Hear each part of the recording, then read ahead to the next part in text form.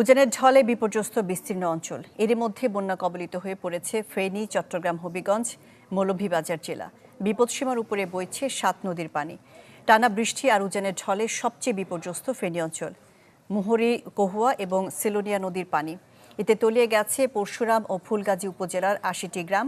পানি উন্নয়ন বোর্ড জানিয়েছে, নতুন করে ৪টি পয়েন্ট ভেঙেছে বাঁধ। এছাড়া ভাঙ্গা বাঁধের ২৬ পয়েন্ট দিয়ে লোকালয়ে ঢুকছে পানি। ফেনী পরশুরাম আঞ্চলিক সড়ক তলিয়ে যাওয়াতে বন্ধ রয়েছে যান চলাচল। গোমতী নদীর পানি বেড়ে যাওয়ায় প্লাবিত হয়েছে কুমিল্লার নিম্নাঞ্চল। এছাড়াও পানি বেড়েছে মৌলভীবাজারের মনু এবং কুশিয়ারা নদীতে। নোয়াখালীতেও ভারী বৃষ্টিতে জলাবদ্ধতার সৃষ্টি হয়েছে। পানি অনেক বাড়তেছে। পানি এখনো আমাদের রাস্তা, যে রাস্তা আছে এটাতে তো ১ কোমর আছে। আমাদের যে গ্রামের রাস্তা ওইটাতে পানি ১ বুক। ঘরে অলরেডি ১ কোমর পানি, সুতরাং